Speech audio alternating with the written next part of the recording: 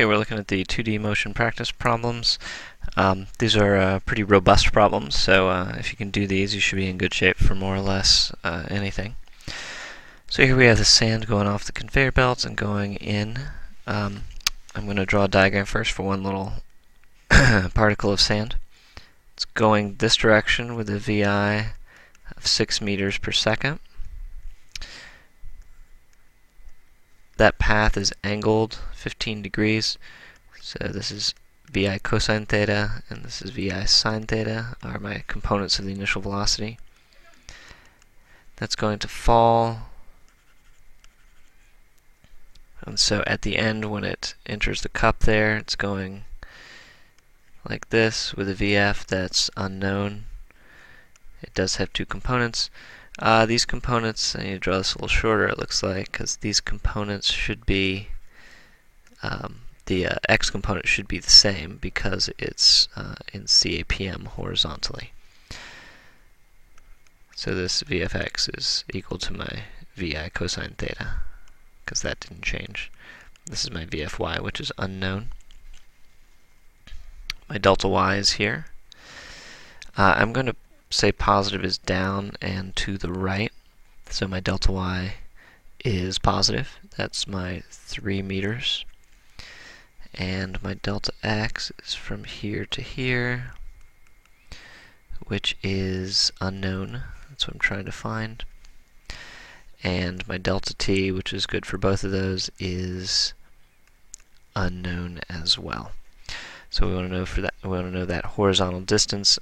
We can find that pretty easily as long as we can find the time. So that's what we're going to do first.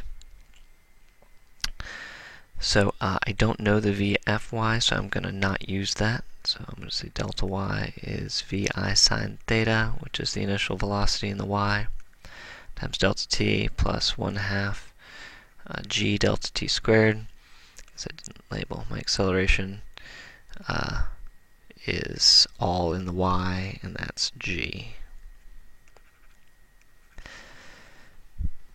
Okay, nothing here is 0, which means I'm going to need to use the quadratic formula to solve for the time.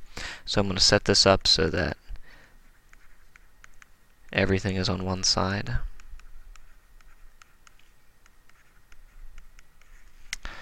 Okay, and at this point I can use the quadratic formula. You don't need to do that symbolically. You can just go ahead and do that in the calculator. It's a lot of symbols to drag around. So this would be my A, this would be my B, and minus delta y would be my C. I'm going to use a quadratic formula here. I get 0.634 seconds and negative 0.945 seconds. What that negative corresponds to is, if this were actually a whole parabolic path, the place that it would be 3 meters below its starting point is 0.945 seconds in the past. So we don't want that one. We want this one. And then now that we know this, we know that in the x dimension the acceleration is 0. So it's CVPM, so delta x equals v delta t, and the v in the x dimension is VI cosine theta. So we can just plug in the numbers. 6 cosine 20 degrees times our 0.634 seconds. That will give us 3.57 meters away.